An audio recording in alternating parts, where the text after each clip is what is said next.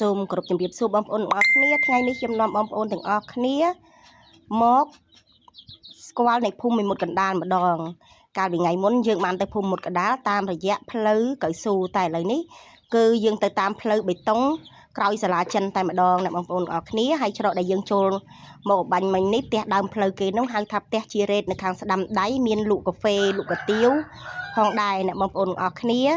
ចាយើងធ្វើដំណើរត្រង់មកបន្ទាប់មកនេះម្ដុំនេះគឺផ្ទះអំណេងក្រុមប្រសាឃុំនៅខាងស្ដាំដៃ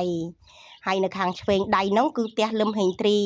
ស្រីមុំលឹមហេងទ្រីបងប្អូនផ្ទះចាស់របស់គាត់ផ្ទះប៉ាម៉ាក់របស់គាត់អញ្ចឹងណាបងប្អូន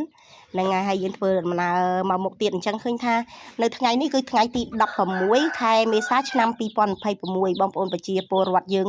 គាត់តុបតែងផ្ទះបានស្អាតណាស់ហើយមានដាក់ទង់ជាតិមុខផ្ទះគ្រប់គ្នាតែម្ដងហើយនេះចាបន្ទាប់មកគឺ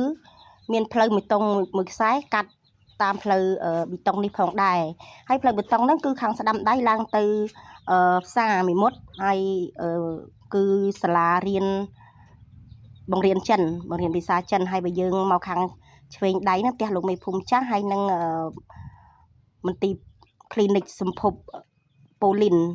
ហើយធ្វើដំណើរទៅត្រង់ទៅគឺមានច្រកមួយទៀតផងដែរគឺច្រកផ្ទះចាផាឬក៏ផ្ទះច្រកផ្ទះអ៊ីកំឆេងឡើងទៅផ្សារដែរអញ្ចឹងផ្លូវបេតុងខ្សែនេះគឺមានផ្លូវចូលផ្សារហ្នឹងមាន2ច្រកច្រកទី1ច្រកសាលាចិនច្រកទី2ច្រកផ្ទះអ៊ីកំឆេងនឹងឯងហើយបើយើងធ្វើដំណើរទៅដល់ខាងមុខទៀតនោះមានដើមផ្កាពណ៌លឿងហ្នឹងគឺផ្ទះពូម៉ៅកាប់ជ្រូកចាអញ្ចឹងយើងធ្វើដំណើរទៅទៀតទៅមុខទៀតអញ្ចឹង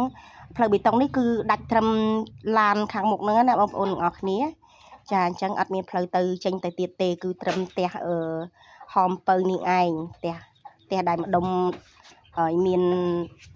ឡាននោះគឺផ្ទះហមពៅអញ្ចឹងហើយដាច់ផ្លូវត្រឹមប៉ុណ្ណឹងហើយគឺអត់ទាន់បានបន្តនៃការធ្វើផ្លូវតទៅទៀតទេ